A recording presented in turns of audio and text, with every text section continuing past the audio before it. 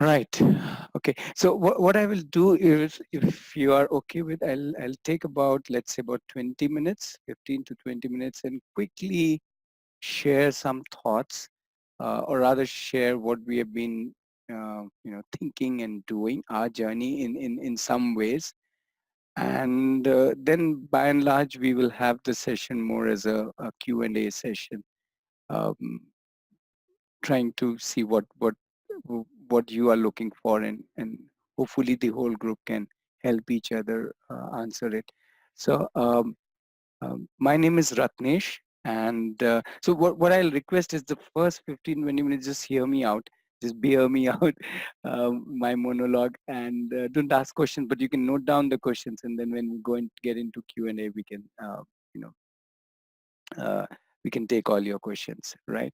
Um, yeah, so my name is Ratnesh, and I have both unschooled my daughter many years ago, and now I'm part of this Arohi community, uh, basically, which is an kind of an unschooling or open learning, or whatever you want to call it, open education, or whatever terms different people use. Yeah, and so I've been with children for now about roughly 19 years, and uh, I'll try to share what we have kind of, uh, very briefly, what we have understood uh, in this time, in this little journey that we have had. Um, so let me start with this whole thought that, uh, by and large, most people, including me some years back, thought that there is only one way to, I wouldn't even say educate ourselves or our children, but even to live life the first 20 years of our life, or 25 or 30 years of our life, right? There's only one way. We when we're born, we get into a school after a few years, and then we do a 10th and a 12th, and then we get into a college, and possibly we get into a job, right? So that's probably the one way that seems to be the most prevalent way. And when we started working with children, uh, we had no understanding about children. We had not got any degree or anything. And so we were very raw, and we thought, okay, children will show us the way. And the children showed us not one way, but a different way, not the regular conventional way that we had experienced. And that led to some interesting thoughts. So I want to share four of those thoughts in the form of questions as well as ideas, very quickly.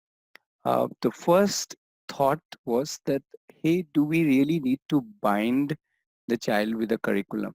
So when we worked with children, especially the initial years, we saw that, hey, the child is very much capable of deciding what to learn, how to learn, and so on. And the only thing that was stopping the child from deciding was we deciding for them. So we were like the villains rather than the heroes in their life. Um, so we realized the moment we moved out of their way, they were so much that they were ready to decide and do. So that's the first thought, or the first learning that we got from children, and which is what I'm putting in front of you. The second proposition is this our eagerness to teach, right? When the child is trying to learn something, we are very keen to teach. If we see a child doing something, let's say, wrong, or making a mistake, or struggling, or even not learning, but we want the child to learn. So we are very, very jumpy to teach. And if we can hold that back, then we saw that the child is very much capable of constructing his or her own learning. Maybe not as linearly as the schooling system has laid it out, but in many different ways, including them figuring out who they want their teacher to be. And when they approach, let's say child approaches me and says, can you teach me this? Now that's a very, very different situation as compared to me going to the child and saying, hey, I will show you how to whatever do this or learn this. So so there was these two totally different worlds where uh, we took the back seat, and we were available, we are still available, and they can figure out who.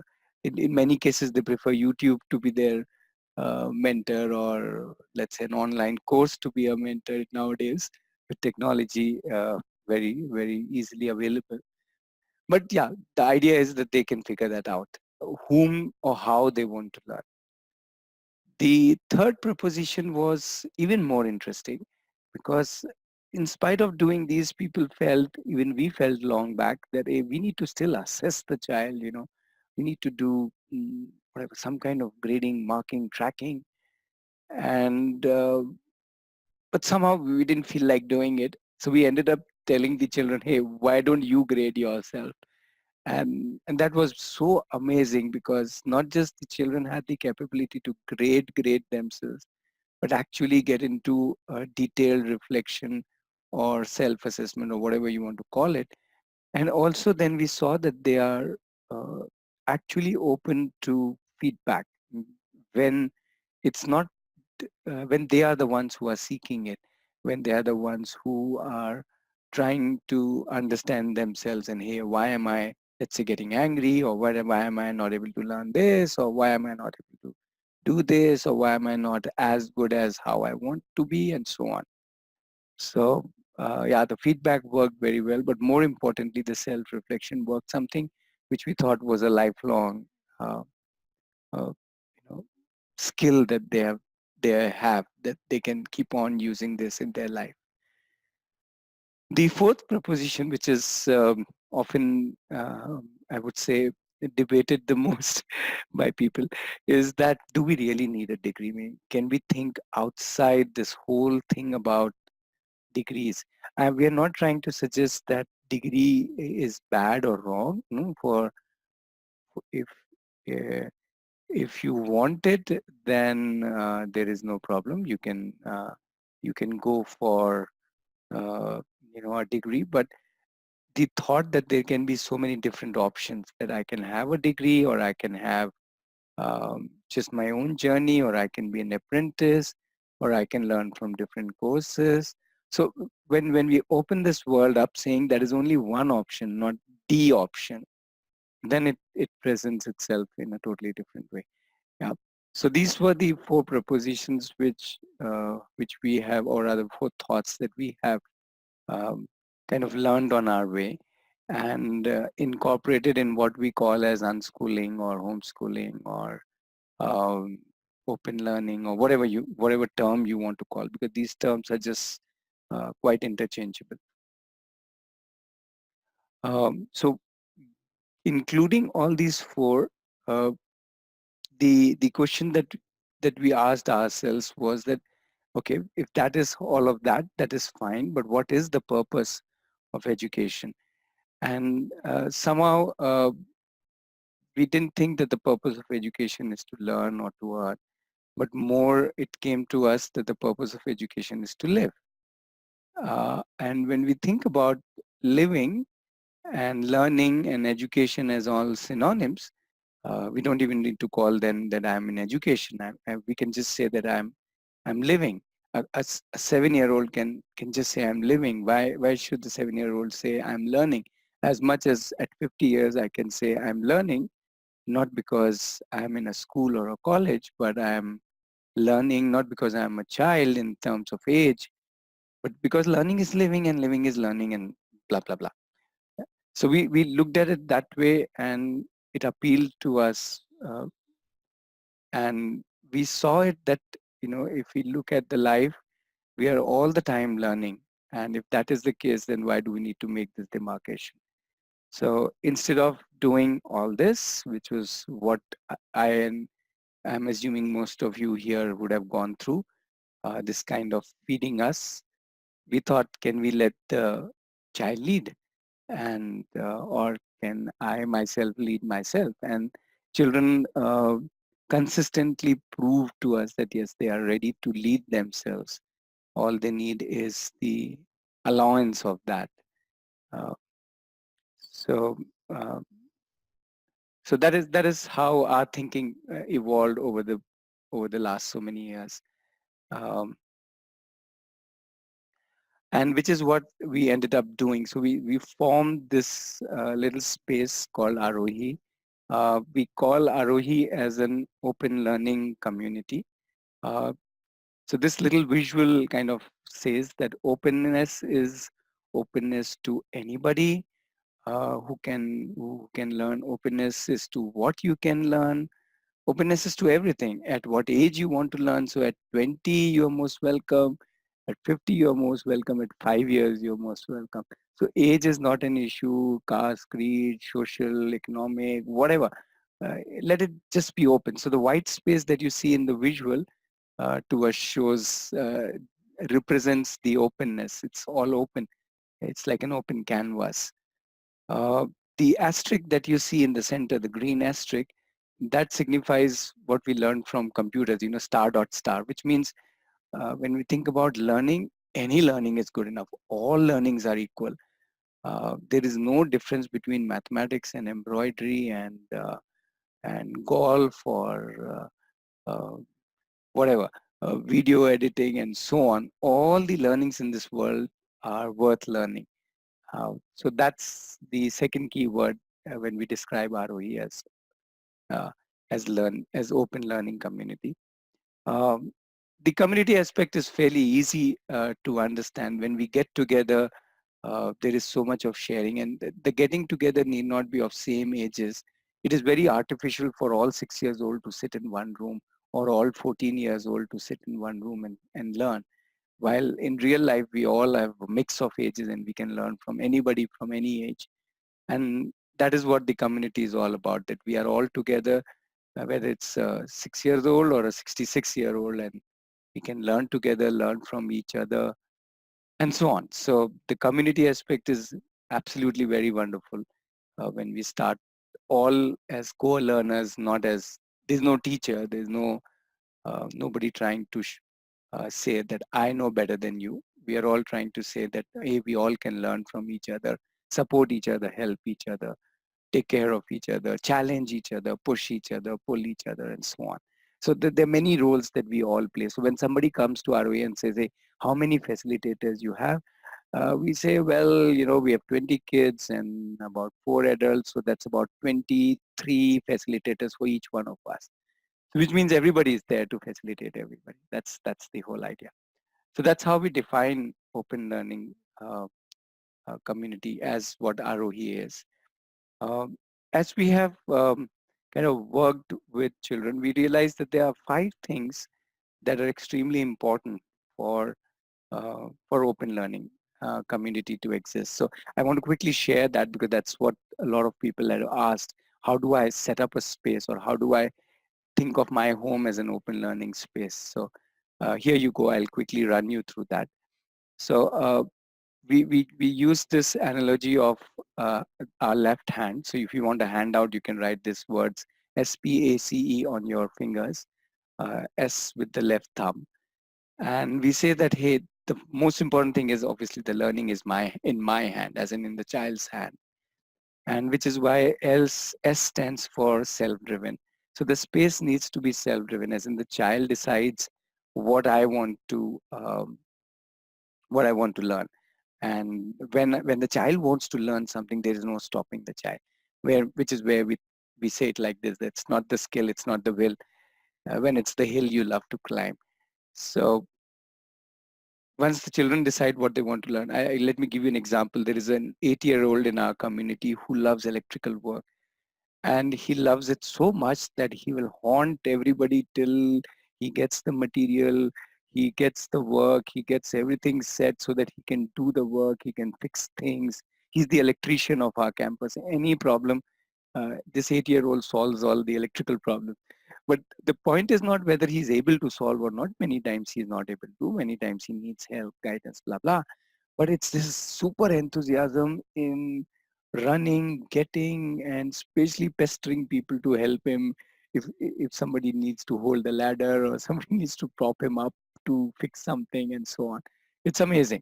So that's when it comes from the child, not from us. Uh, It's very interesting. I've done electrical engineering in my life, but I'm never excited about electricity as much as this 8-year-old is. I've never been excited about it. So that's the contrast that happens. Yeah. So that is the S on the thumb, which is self-driven. The index finger, which is the pointy finger, points towards the people, and we tell every child that the most important thing in this world is not you. You are in the center of the universe. The most important thing is that you are thousands and thousands and thousands of people all around you. Ev- Everybody to guide you, to teach you, to support you. If you think like that, if you realize that you are in the center of the universe and there are people all around to help you in every different way, then you will have never have dearth of teachers, guides, mentors, friends, peers, whatever you want to call it. So you don't have to have only same age people. You can have million teachers. Everybody who's written a book, everybody who's made a video, everybody who's put up a website, everybody who's contributed to Wikipedia, everybody who's a neighbor, everybody who runs a shop down the street, everybody is a teacher. You decide. So there's this one child who's very excited about cooking, and he has made friends with all the bakeries in our little town here. There's a nearby village there, about 6 7 bakeries. This part of the country is flushed with bakeries. So he has made friends with all of them, and he has learned so much baking from them. This is a 13-year-old who is totally into cooking, and he goes there and he spends whole day there. They like him, he likes them, and he has learned all the baking from them, and absolutely free of cost, and he gets to eat all his heart's wish there. So that's the beauty when we start thinking that, oh, there are so many people to teach me. Why should I have just a handful of teachers? And I can decide who I connect with, whom I learn from. The question that I always or the point that I always share with people is that, um, if you if I ask you that, hey, there is a child who wants to learn this from you, which let's say you are good at, then will you say no? And till now, in my whatever, let's say 10 15 20 years of working with people, not even a single adult has said no, no, I will not teach to the child. So uh, they may say, this week or this month I am busy, that's okay, but nobody says no. So that's so beautiful. All of us, every single adult is ready to help children. Then why are we worried about teachers? So the people part is so beautiful, right? So that was P for people. uh, the middle finger, the largest finger, stands for acceptance. Acceptance for all kinds of abilities, all kinds of style, um, all kinds of ways of learning, all kinds of interest, all kinds of aspirations, all kinds of ambitions. Um, we say we are same because we are different, meaning that's what makes us so beautiful. I was just reading about dinosaurs somewhere, and that's why I picked up this visual, and it showed how a huge variety of species of dinosaurs was there in that era. And I was amazed, meaning, so the nature is not about of being of one kind. So uh, we can see that all around us. And if we can just start accepting everybody, then open learning becomes so beautiful, which is very unlike the schooling, which tends to say, no, everybody has to be same. You cannot be different. Well, we say we are same because we are different. So please don't try to make us same. Um, so that's the acceptance part, which is so very important. The C's in the space stands. So if I create a space where there is acceptance, and then automatically I start giving choices, or the child or the learner realizes that there are so many choices available of not just how to learn or what to learn, but when to learn, how well to learn, and so on. And in a way, what is life all about? It's all about making choices. At every moment we are making a choice, and that's what living life is all about. So uh, yeah, that's the beauty of uh, any open learning space, uh, that we have all the choices and we make the decision. The final one, which is Yeah, I also wanted to, before we go to E, also say that choices also means that different people can have a very different point of views, and open learning embraces different point of views. Um, Somebody wants to become a billionaire, that's also fine.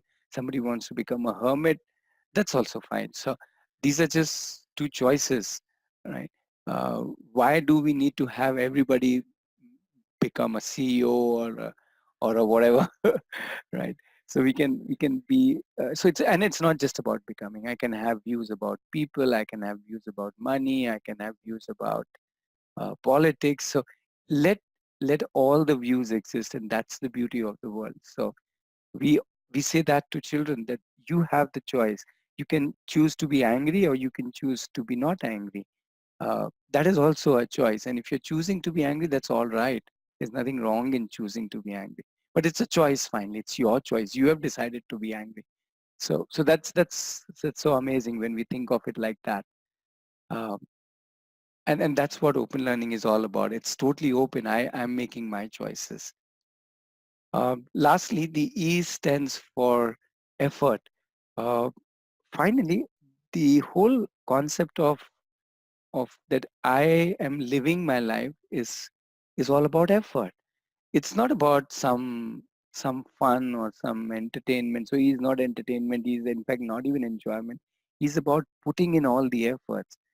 And a lot of times when we are doing something on our own, or not necessarily in a very structured way, there's a lot of struggle. But the struggle is the learning, or the struggle is the beautiful beauty. It's not that I need to have success, but it's, if I have the effort, then that's beautiful. So we say that every problem that the child comes through is a beautiful opportunity to learn. And I'm reminded of this story, Life of Pi, which some of you would have seen the movie or read the book. Is this tiger in the boat, and Pi says at the end of the story, it was only because there was a tiger in my boat is that I could survive. I i think that's a beautiful thought, that the tiger who is seen as a problem, oh my goodness, there's a tiger inside my boat, actually becomes the blessing, because that is what keeps him alive. So we, in ROE, in open learning, we don't see problems as problems. Problems are always welcome, because that's where we learn a lot. All right. So yeah, so that's the space that we have created, which is self-driven, which is where the most important resource is people, where there's a lot of acceptance, lots of choices, and a lot of effort. Each one of us needs to put into ourselves. So that's kind of uh, you can say, the expansion of the word space, which which we are working on. Uh, and just to kind of little more elaborate about ROE for whoever has not been here and is curious and has not done a detailed thing. So some of the things that uh, this space also consists is lots and lots of resources. Now, resources does not need to have, we need to have within the physical space. Resources can be down the road on in a shop, or in a museum, or in somebody else's house. So we keep saying the world is our classroom. So we have no dearth of resources, especially people, places to visit and learn from, and so on. The second thing is, again, the exposures. A lot of people say, oh, but how will my child learn this? But that's the beauty of open learning. There is so much to explore. There is so much to expose the child to, that it's a lot of fun. And because we consider each learning at par, it's so much more fun. And that's where the child can actually decide what is it that I want to kind of take ahead in my life. The third is the role of facilitators or parents, and there is a lot of role.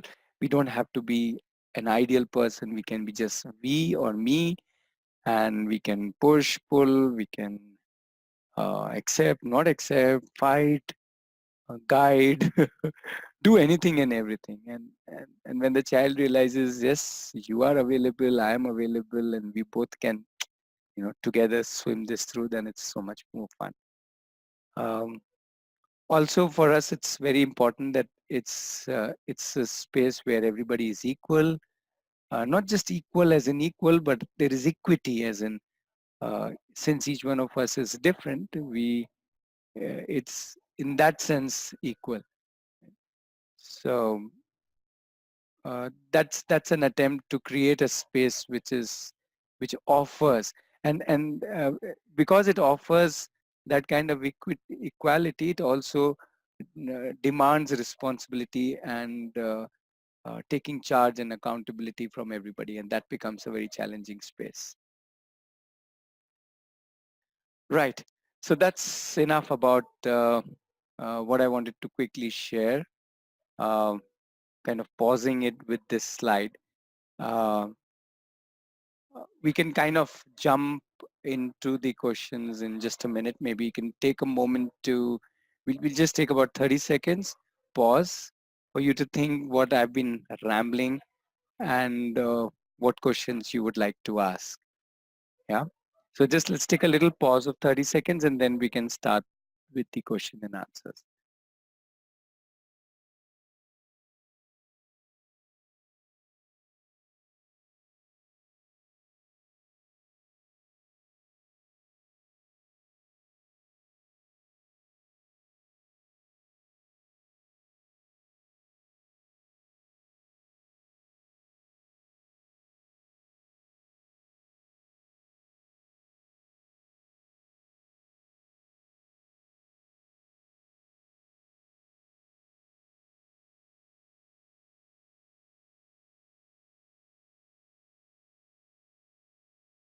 Okay. Right. So before we kind of get into the first set of questions, uh, I just wanted to take a minute to clarify what could be difference between these terms because people get confused. What is difference between homeschooling, unschooling, home education, open learning? What does it? So these are just obviously terms meaning the same thing. Uh, Possibly what will help is uh, this question that what do I want? More important in these terms, the more important question is what do I want? It's like a spectrum. On one end of the spectrum is the conventional schooling, which is curriculum driven. Child doesn't have too much choices uh, uh, in terms of where the child is, in terms of the age, classrooms, subjects, teachers, so on. Um, And on the other end of the spectrum is obviously no structure, no curriculum, completely open. So what we say is that, hey, you have to decide where do you want to be. You can be totally on this side or that side or somewhere in the middle. And that is what is really important. How you name it doesn't important. Some people say homeschooling, but they are completely on no structure. Some people call it unschooling, but they have a lot of structure. So let's not get lost in the terms. Let's just work from, hey, what do I want?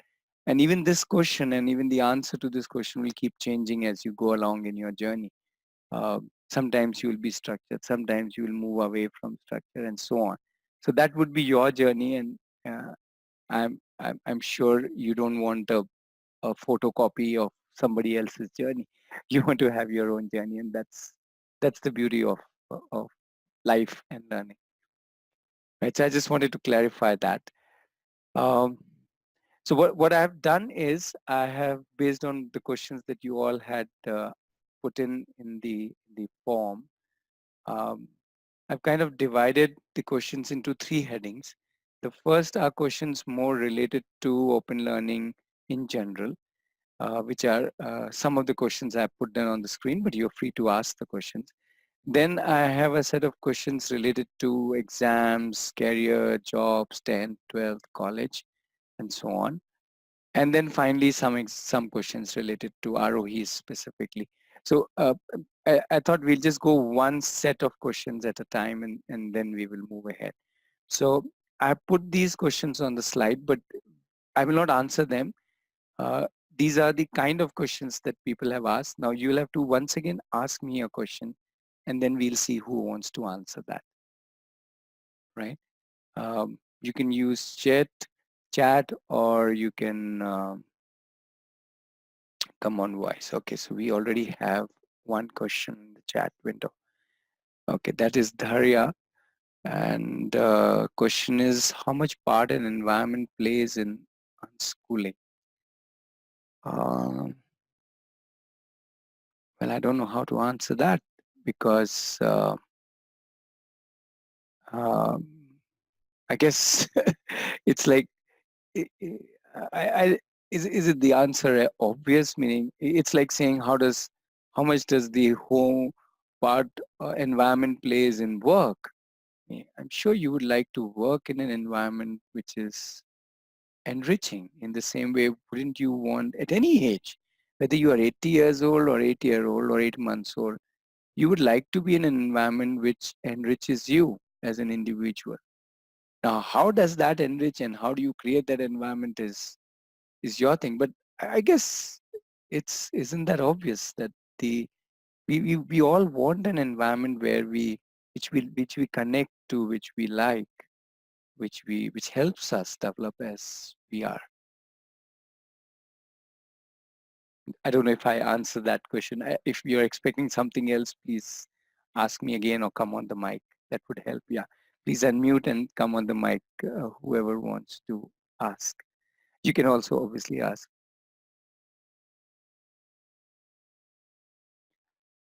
Okay, so the issue you're saying is more to do with what are the other people thinking in your home.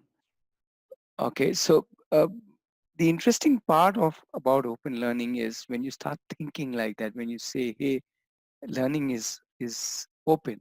What does that mean? That means that people are each one of each one of the persons in. Since you are in a joint family, I'll say you are lucky because there's so many people already the child has access to, and the child is getting different responses from different people, different comments from different people, different uh, feelings from different people. And isn't that beautiful, uh, that there are diversity within your home? If everybody was thinking the same way, then I would say many of them are redundant. Right? It's the fact that people are thinking differently. Isn't that a lively place? Isn't that something which is stimulating? Right? Can we embrace that? Can we accept that? So acceptance is not just about the child. Acceptance is about everybody around. And isn't, I would say that is very beautiful. Yes, you may believe in something, and let's say your father or your brother believes in something else, and he says something else to the child, and you say something else to the child. And isn't that beautiful? What a lovely, you can say, variety of exposure the child is getting. Uh, and when the child sees that, okay, there can be diversity within my family of opinions, and still people are in that sense accepting, I think that's a huge life lesson.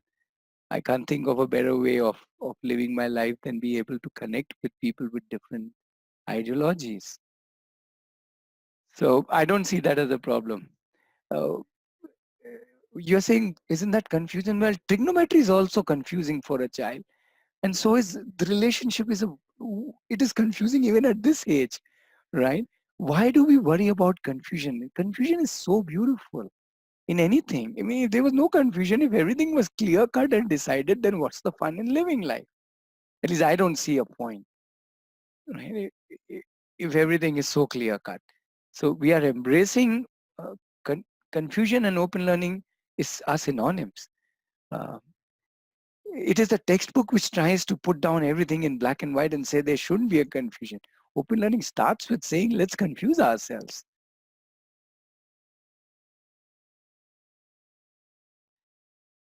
right? So I think let the child be confused. I don't see an issue with that. Uh, at least I don't see it. I mean, if you have an issue, you can tell me specifically what is the issue. But confusion is good. Relationships, whether you're just married to one person and you two of us will have enough confusion between you two. There's not, it's bound to have, you cannot have 100% clarity. I've yet to see a couple or two people, forget even a couple as in husband, wife, any two people having full clarity. So let confusion prevail. Okay, now there are lots of questions to answer. Let's take one by one. Okay, I'm going little up. Um, Varun said the legal status of homeschooling. So yeah, that's a little funny. So in our country, there's not much clarity about what is the legal status. So if I can put it in very simple terms, is that there is no clarity. What that means is that the government says that it's the government's responsibility to give education to the child, to put the child in a school, not the parents' responsibility. So in that sense, if you are not putting the child in a school, you are not doing anything illegal. It's the government's responsibility to put the child in the school. That's number one. And many ministers, including many education ministers at the central, have have come on media at least, not in terms of um, law, but in terms of view, um, that this whole RTE or the legal thing is more to do with people who can't afford, people who are uh, let's say socially economically so weak that their children are subjected to, let's say, labor and stuff like that. And this law is for them, and the government is more bothered about checking whether they are going to a school or not, and they are less, very less bothered, or rather not at all bothered about whether uh, I would put it like this: well-to-do, well-educated parents are taking care of their child's education by themselves, as in homeschooling or unschooling or not. So what I know is that the government is least bothered about you doing homeschooling. So in the style of how children say, I'll say chill. Uh, uh, so you are neither doing anything illegal, and if the government gets so real worried about you being out of the education system, then the government knock on your door and say, we need to put the child in the school, and you can figure it out what to do at that time. So in that sense, it is not illegal. Yeah. Again, I don't know if I have answered your question. As I said, the answer is simple. There's not much clarity because the government agenda is very, very different. The legal agenda is very different. Yeah, Varun, is that kind of partly answers the question? The rest is a journey again. You'll have to figure it out. And in any case, RT is applicable only till 14. So the moment your child is more than 14, anyway, the child can do whatever the child wants to do.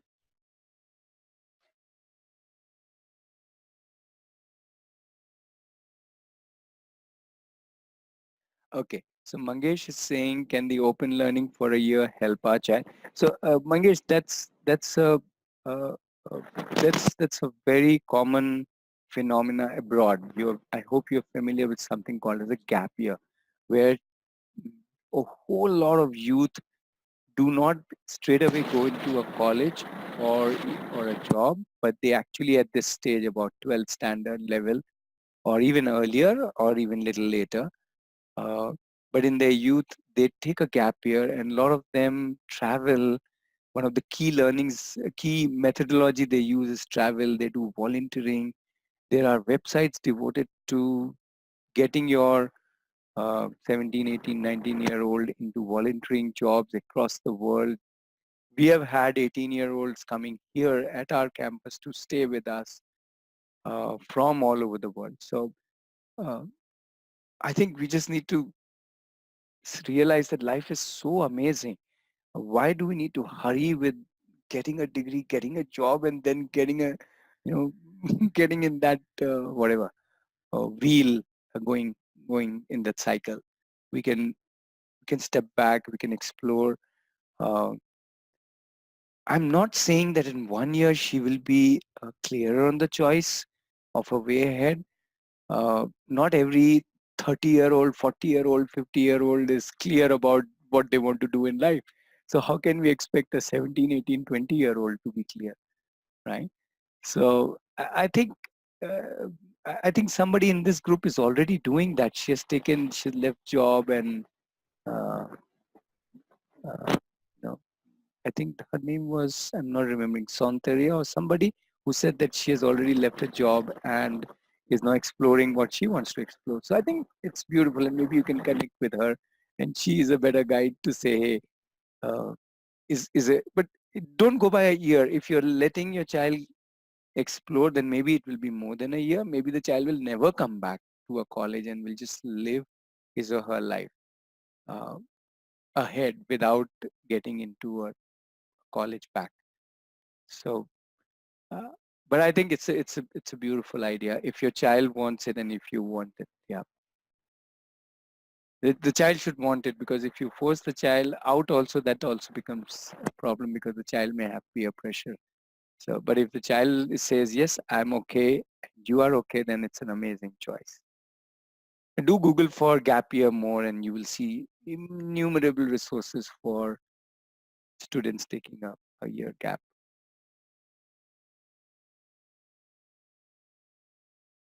Okay. Somebody's asking, okay, I'll come to the environment question, legal status of open learning center or community. Uh, See, till you are not a school, there is no issue of a legal status. Uh, that is what I understand. If I am not a school, uh, if I'm not calling myself a school, if I don't function as a school, if I'm just a community, any community can exist. There is no issue with legal status of a community. The children coming within the community, for example, in Arohi, are all technically all homeschool, unschooled children. If somebody asks them, what are you? Oh, I'm unschooling at Arohi, or homeschooling at Arohi, or whatever you want to call it, or open learning at Arohi. So it's again back to the government's responsibility. But in itself, the learning center is just a learning center. It's not, the community isn't a school where we need to worry about the, uh, the legal status of the school. So that's simpler to answer. I hope that helps. More you can connect with me one to one, but I think the basic idea is that if you're not a school, then you're not a school. Then there is no problem, right? Okay, let's go back to Priyanka's question. How to provide environment? I think I've been talking a lot. Let me take some more people on mic. Can some more people respond to Priyanka? How to provide an environment? I'm sure there are some homeschoolers here, unschoolers here. What do you do at home? Or even if you're not an unschooler homeschool, how does it matter? Even if your child goes to a school, even if even if your child is 10 months old or 20 years old, how does it matter? What environment do you create in your home so that it's a uh, value adding environment or enriching environment? Yeah. In fact, I can ask Priyanka back. Priyanka, what would you do to make an environment enriching for yourself? Forget the child for a minute. Can we just say what environment in my home will make it exciting for me?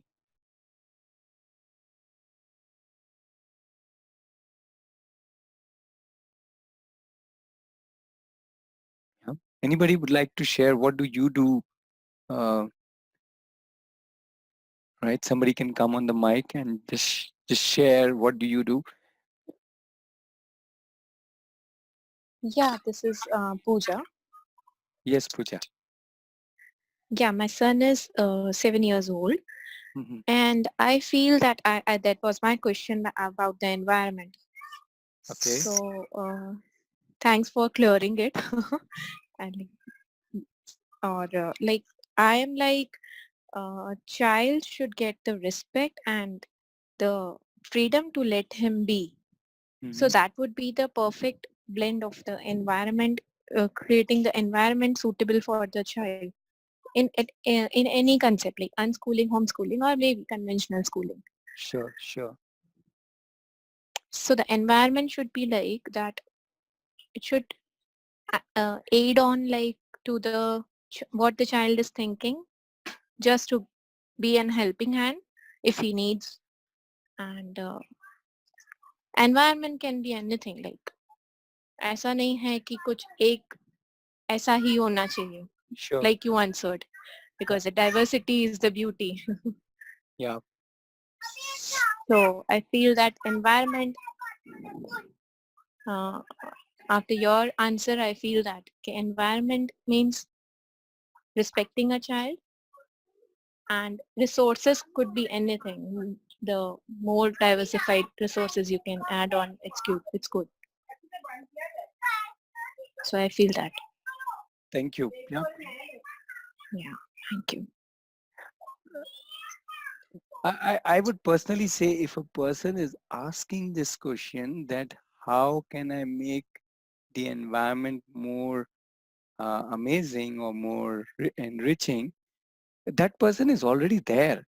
Meaning if we all start thinking like this, if we start asking this important question, what can I do to the environment, physical environment, mental environment, social environment, relationship environment.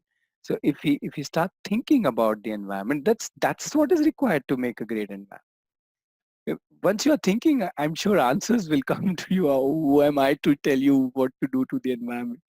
But the fact that we subcontract that environment, out to either school or wherever, to we think somebody else will make the environment for my child. But when I realize that I am the one, and we are the one as a family or as a joint family or as a community, whichever group you are in, we all together create this environment, and we just keep asking this question, hey, what am I doing to the environment every day, every whatever, at whatever frequency you want to ask. I think just the asking of the question is so beautiful. So thank you so much for asking this, because that is what it is all about. It's not about the answer, it's about this desire to look at the environment. That is what makes the environment fantastic.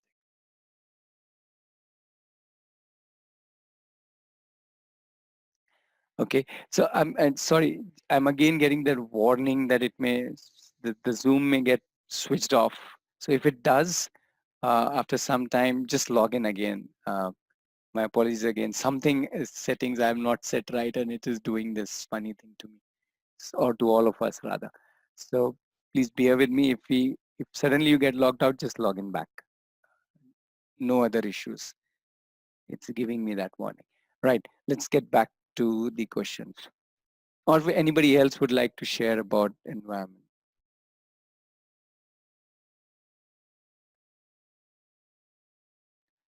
Okay, there was some other question. Somebody called, somebody said, how can we convince the child's grandparents to approve the child for unschooling? Okay, I don't have a name there.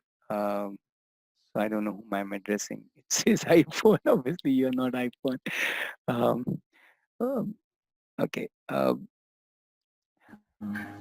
this is Prashanti. Am I audible? Yes, Prashanti. Yeah, just regarding the environment, I had a confusion. No, it's good, but I still want to say that I believe that we should give an open environment, or the child should have all the freedom. So I try to do it as much as I can. But there are a lot of times when I feel that if the child demands that I want to watch TV, so I tend to control the child with specific timings, or with, some cartoon is better than the other cartoon of his choice. Now, is it right, or that's not, am I supposed to do? I'm just confused about this Sure. act of mine, that at that time I become controlling. I don't let him watch, or rather I try and divert him in reading or in some activities or some other exercises, just to, make him think about something else rather than watching TV for more time, more than 1 hour, more than 2 hours. Sure. Is it the right thing to I'm not sure I can tell you what is right or wrong, but what I can share with you is how we look at it. So for us, you cannot take, let's say, this side of my hand, let's say the front side of my hand, without taking the other side of my hand. If you want to shake my hand, you get both the sides, like both the sides of the coin kind of thing. So we tell that to the children that, hey, if you want freedom, you will also get responsibility. You can't just take freedom. And when they start understanding that freedom and responsibility are in a way the same thing, and the moment they grab freedom, they also get responsibility. And the moment they let go of responsibility, they're also letting go of freedom in a way. So once they kind of start understanding that, it takes sometimes some time for them to understand. Not just to children, even for adults, some time to understand. But when this relationship of togetherness between freedom and responsibility is understood, then it becomes much easier uh, to create a dialogue about anything. Let's say whether you're watching TV or and you're using that freedom to watch TV, but what about your responsibility for your own growth? So what is it that you want to do today or learn today, or how have you decided your week or month or year? Okay. So like that. So I think we like to pursue it through that window of understanding freedom and responsibility rather than it being about TV or it being about chit chat or it being about internet or device or gadget or whatever else is a distraction in the child's life or my life for that. Yeah, but that's a good way of thinking. Thank you. Yeah, I can share. There is, if you go to our website, there is a whole long presentation which we have made about 10, 12 slides, uh, which is about freedom and responsibility. And we use that with children, parents, we talk about that. And it's a continuous topic to understand, hey, what is my responsibility for myself? We're not talking about responsibility for others, but you are responsible for you and you're responsible for your freedom also. You're responsible for your decisions and so on. So I think when we work through that, there is a larger learning, not just about TV or no TV or videos or no videos, but or games or no games, but uh, a larger learning about, hey, what am I responsible for? And and the constant reminder that it's a journey. It's not in one day somebody would understand what is freedom and what is responsibility. It takes time, but it's a beautiful learning. Sure, I'll fulfill that condition. Thank you so much.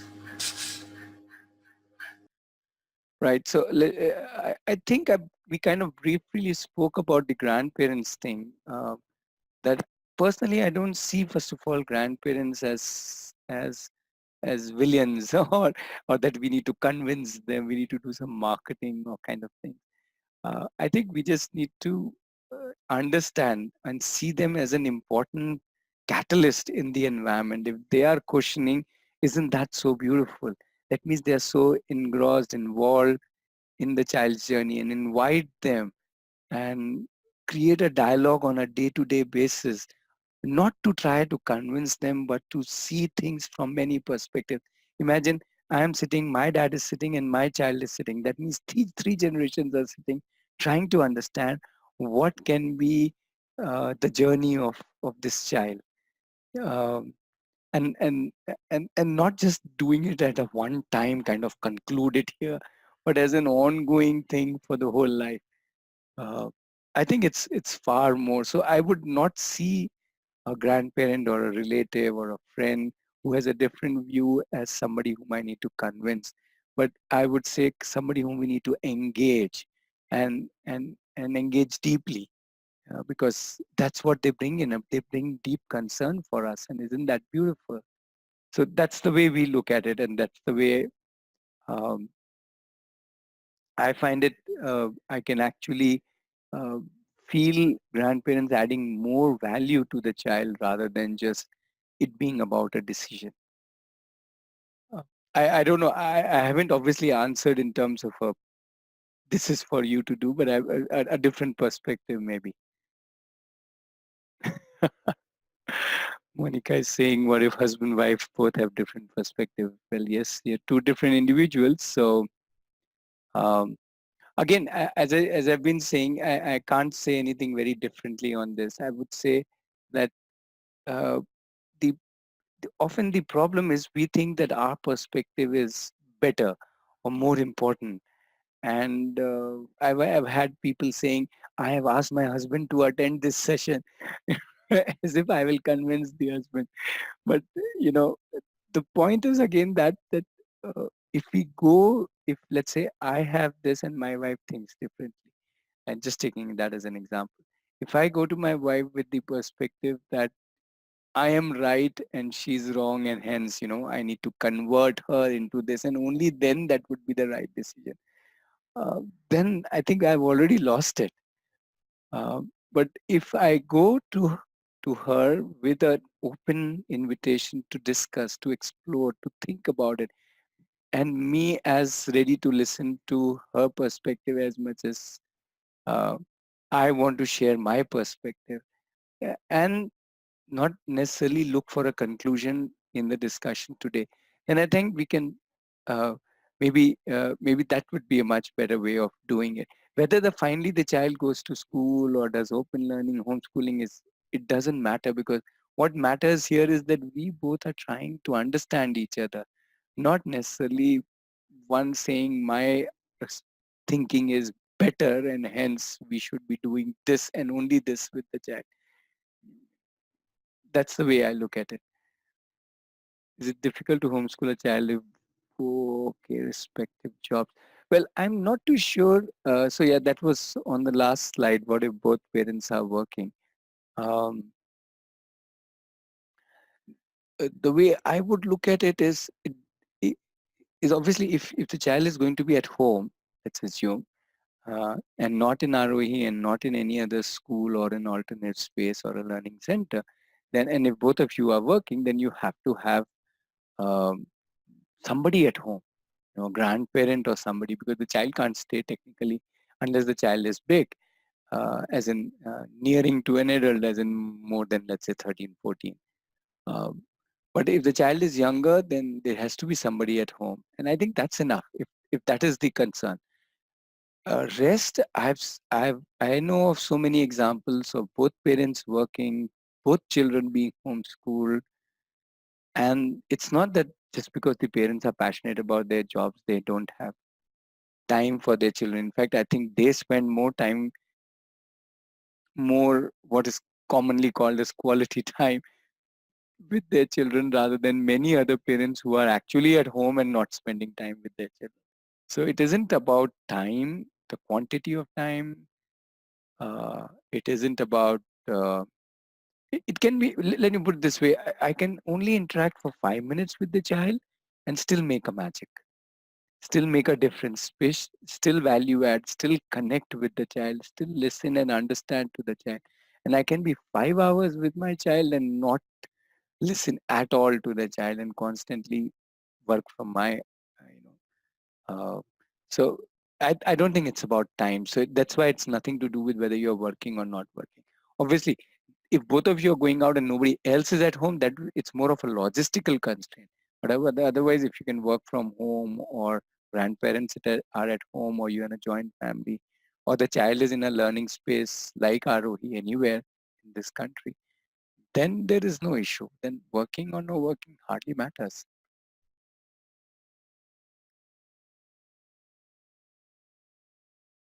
So there isn't a best way to do it. It's more about uh, connecting with the child, understanding the child, what the child is doing, how the child. Because the child doesn't need you all the time, and being there when the child actually needs you, and when the child demands it, when the child says, "Okay, I need you for this," that's where I think that makes the difference. And that if you are listening to the child, we'll be ready to figure that out. Rakesh, I have a question. Yeah, Malika. Yeah. Oh, This one thing was somebody's bothering. just one moment. Somebody's saying my voice is breaking. Is the voice okay? Is my voice okay? Is it breaking? Okay. Maybe that, okay, it's audible, then it's fine. Yeah, Malika, sorry. Go ahead. No, we have decided to start homeschooling this year. Mm-hmm. It's already started technically from April. Sure. So, but luckily now April and May other kids also have holidays, so they have a lot of company and they want to play with others, something like that. But starting June, is it okay for the kids to be with an adult at home, like for 4 5 years? I don't know how it is going to be. That is kind of worrying me. Mm-hmm. Like, shouldn't the kids be with other kids? Is it okay for them to be at home for that much amount of time? I don't know. We have a kind of plan like how it is going at ROC. fitness, basic skills, they pursuing their interest. Uh, Sure, we sure, have a rough plan how it is going to be and how we had a discussion at home. sure. Yeah, so But this, see this thing about I think this social needs of the child. So there are two points to it. One is uh, well, eh, I'm saying it doesn't matter. First of all, that a child isn't necessarily looking for another child of the same age all the time. I'm not saying he doesn't need peers. I'm saying he's not looking at it all the time. A lot of time, the child may just want to be by himself or herself, or one company is enough. Whether this person is older, younger, it doesn't matter. 40 years old, 80 years old, that also sometimes doesn't matter. So that is one point, that it is not necessary that the children look for, or any one of us look for company all the time. We do like company, and we do like, and I'm sure there will be space for children to go in the evening, play with other children, even though they are not going to the school. So that is one, one part of this understanding the social need. So it is not like social need has to be uh, all the time, right? In fact, sometimes all the time becomes a problem. That okay, I don't want anybody. I want to be with just by myself. Yeah. The second thing is that a child would typically express this. If a child is not enjoying or wanting company of his age, then, like you said, you've just started the journey in April. So maybe if the child comes back and says, no, I want to be in a place where there are more children, I'm not enjoying my whatever XYZ.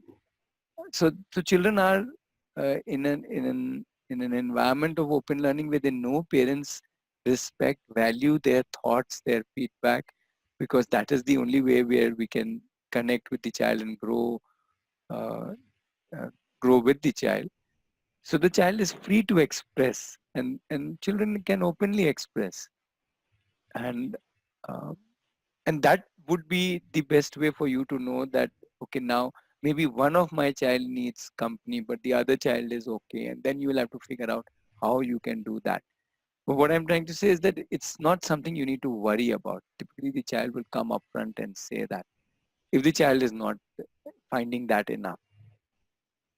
And there are enough ways to go about fulfilling it. Maybe not the whole year. I'm sure you can find classes, groups where the child can join and be part of, or some journey, learning journeys where the child will also have companies of others. I have to make sure I'm open for their feedback Yeah, yeah, because I lose my temper quite often. So I'm working on how to reduce that. sure, sure. Yeah. Thank you, Rakesh. Yeah.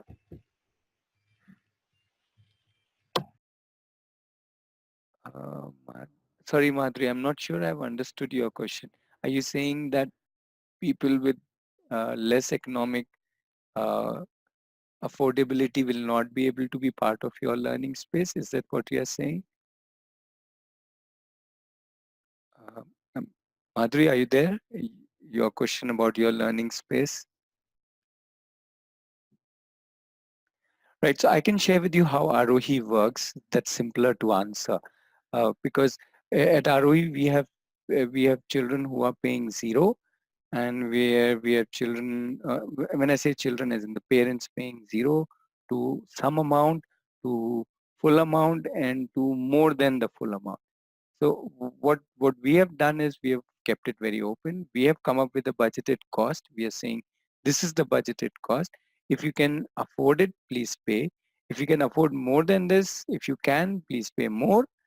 And if you can't afford it, tell us how much you can afford it, including zero, and we'll see there will be enough people to, if kind of others contribute, it will come out to it. And well, we've been what now 10 years in working, 5 years in this campus, and we haven't had a financial year where we had any issue. So I think we can just be very open about it and communicate to people that You don't have to be financially there, only then you can come in. And as I said, we have every year we have a mix of children from all kinds of economic backgrounds. That's very satisfying.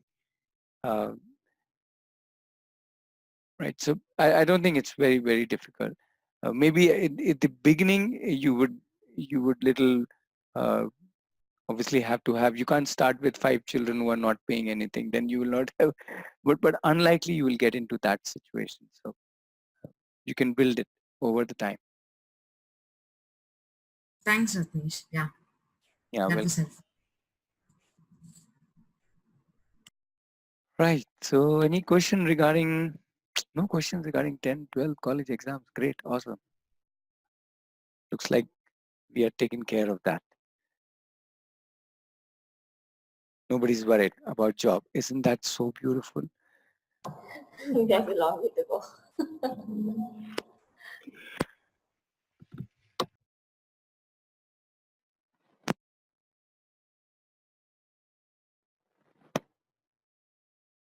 Okay. So I'm assuming there is no questions on that. And as I said, uh, that's very interesting.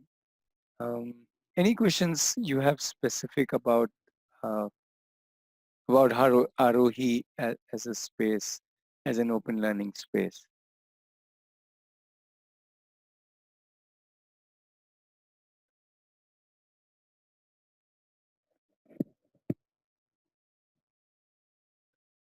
Okay, so Toby, your question can be answered by so many people, I think. Uh,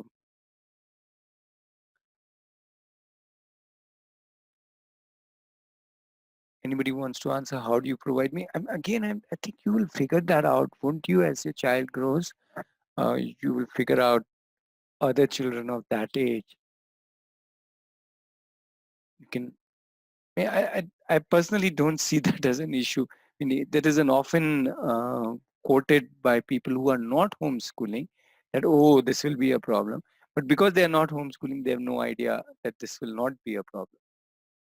Once you start doing it, the child finds if the child needs uh, people, and the child doesn't necessarily divide people by peers, as in only a 5-year-old will be a peer to a 5-year-old. 5-year-old can play with a 13-year-old or a 30-year-old and enjoy and have a great time and learn lots of different things.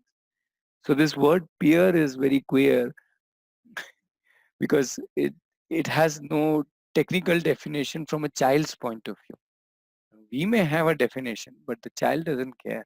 And if the child cares, as I said, the child will come and say, can we go to cousin's place? Can we go to this place? Can we go to that place?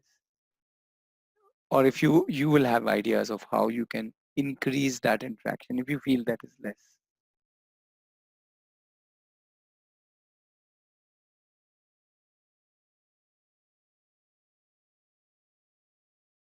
So part of the answer is that don't try and provide for social interaction. Let it happen. Uh, Too much planning will also create, then, I've seen people, they've come to an homeschooling meet and then they will say, go, play with other children. We have come to the homeschooling meet to give you social interaction.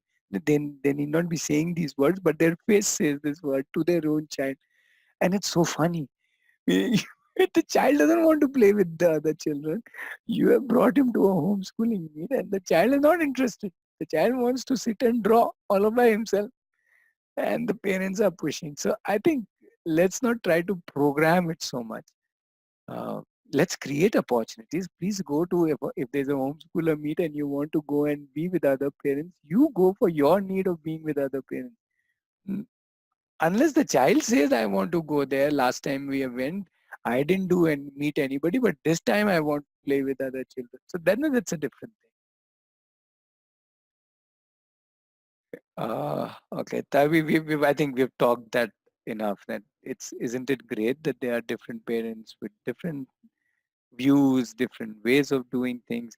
Somewhere we talked about that every problem is an opportunity. So if a child sees different parents responding in different ways to the same thing, isn't that beautiful? Wouldn't I love it that I can come back and discuss.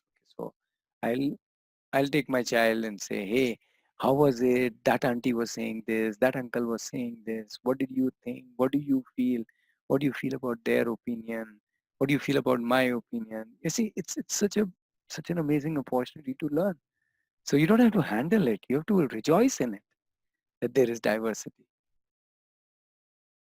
That's why I started by saying that we are all same because we are different, and we are surrounded by people, and isn't that the most beautiful gift?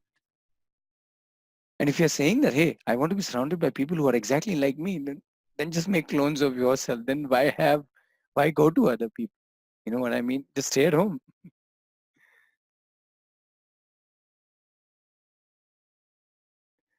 Yes, yes, yes. I'm sure there will be all kinds of parents. Uh, So yeah, if they don't want to give a chocolate, you can give them my address, and they can send it to me.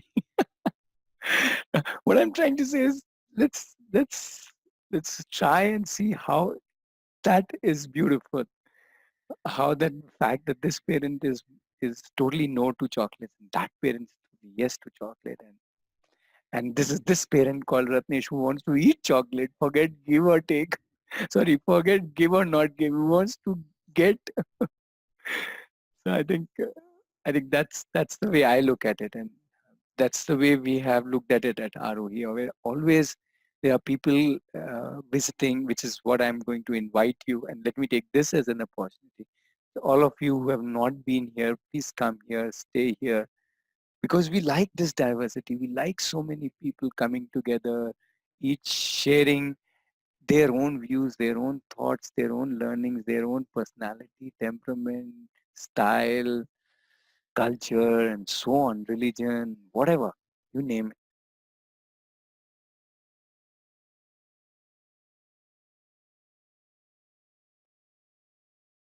Saurabh, your question is actually your personal choice. It isn't about the age per se. At this age, Saurabh, you are doing open learning, aren't you? You are learning what you want to learn. Is it good at your age to be an open learner? I don't know. Right? So there is no age to it. Tayobi has I think some 20-month-old or something. A couple of parents here in this group who have few months old children, as in not even 1 year or 2 year old children, toddler age, and they are enjoying open learning. So I guess it's not about age. It's about what do you want, and if you think this is the kind of learning that will make life enjoyable for you and for your child, then why not at 12 months or 12 years or 12 decades? Doesn't matter.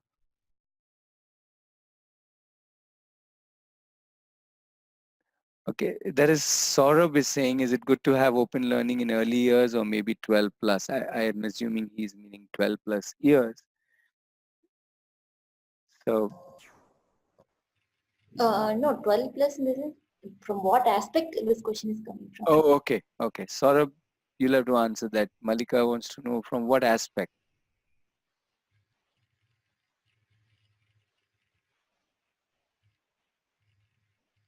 Would you like to unmute your mic, Saurabh? Yeah, there he goes. Yeah, I'm trying to do that. Okay.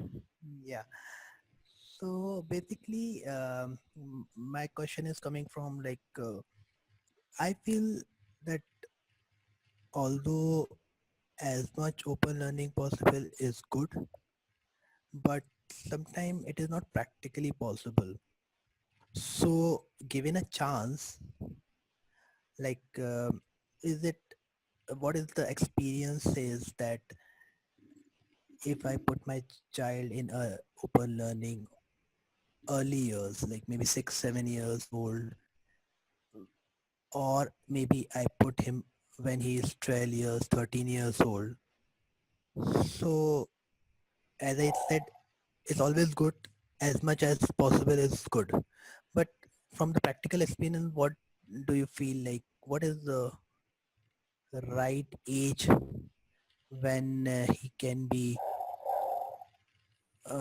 left to learn alone in an open learning kind of environment like ROE?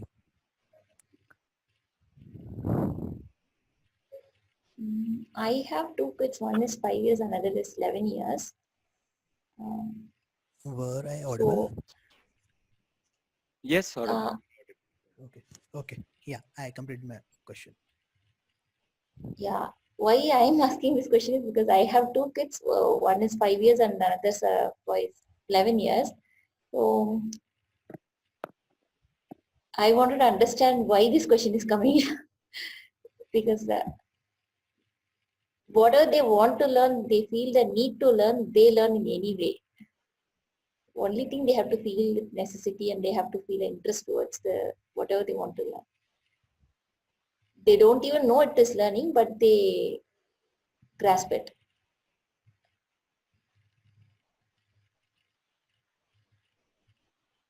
Yeah, so I think Saurabh, what Malika is saying is that actually it doesn't matter. And I think even I think of it that way only, that it doesn't matter the age. When it is practically not possible, that's okay. Go ahead with what is practically possible. And when it is practically possible, again, you have a choice. Please go ahead with your choice. I don't think you look at the age. Right. Yeah. It's like asking what's the best age to eat an ice cream. I'll say my age all throughout my life. Okay. Thanks for the clarification. And my question is particularly related to ROE. Like, uh, is Okay. it Okay. In that sense, yeah. So in that sense, see, as a space, and you have visited ROE, so you are at least familiar with the space. So right? it again, we say that it depends on the child and the family. One is, is the child ready to come and stay by himself or herself? That is one. If the child is not ready to come by himself, is the parent, at least one parent, ready to come and stay with the child for the time the child is here?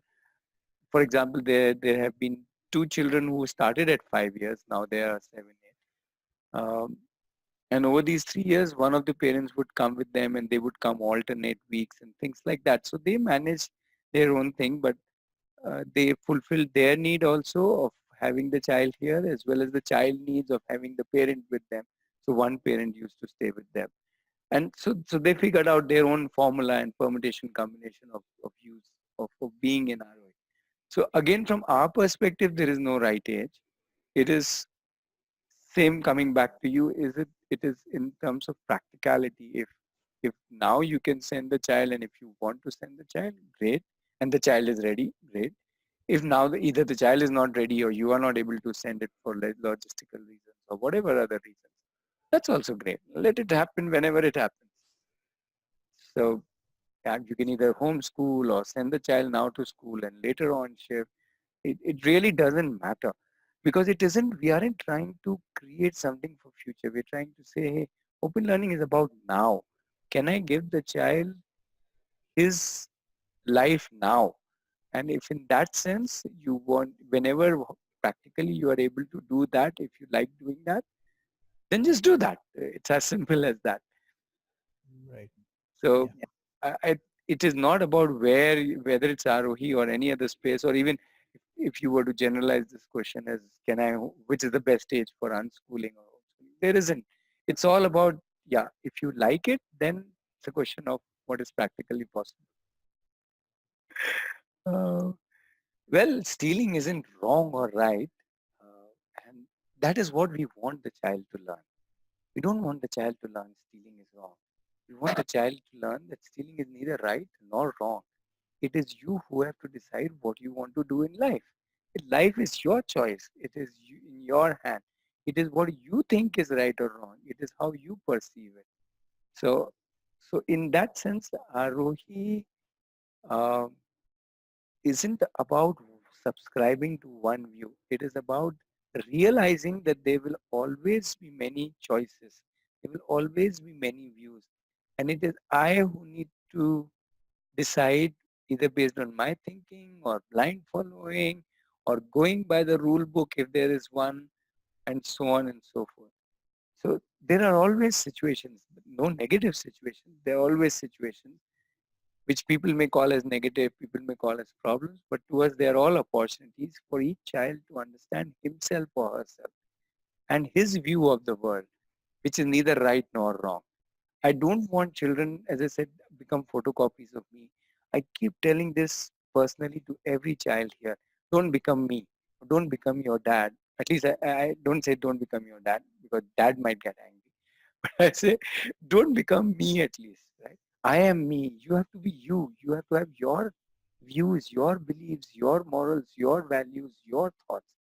Create them by your own ability to observe, to analyze, to evaluate, to project it into future, to whatever, see the larger view, etc., etc., etc., and do whatever you want to do, discussions, readings, understandings, whatever. So, it is not even acceptance; it is realization that there will always be uh, differences of opinion. Okay, and it is us to accept these differences of opinion not as that they are right or wrong, but then they are differences. Okay, I think we have kind of crossed our time limit. It's almost 10:34. It's kind of a little late into the night. So what I wanted to conclude with is that one is we are always there. If you still have questions, you can call us, you can email us. At least these two mediums I am available. And obviously, most importantly, you are most welcome to visit us. Now this month of May is holiday, but June onwards, you can visit us. There's opportunity to come and stay. Or if you want to just visit for a few hours, you're most welcome. So yeah, that's so I want to end with that invitation to all of you. Also, we do a small training program. We call it Jagrati. Some of you have actually done that program who are here in this session. And that program is also to help you to understand as parents your children better. So if you're interested in that program, again, the details are there on the website. And that is also an online program, somewhat similar to this session, though there is much more interactive than this session.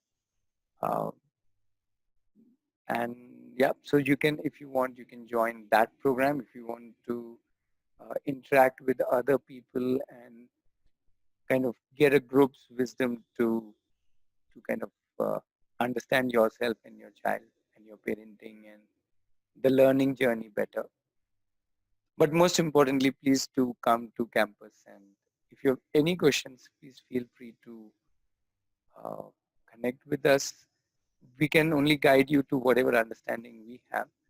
Uh, but we are sure that to support anybody who wants to do any kind of homeschooling, unschooling, start a learning center, uh, or any other question regarding their learning. Yep. So I think let's close now and we can take questions, more questions offline. Yep. Thank you very much.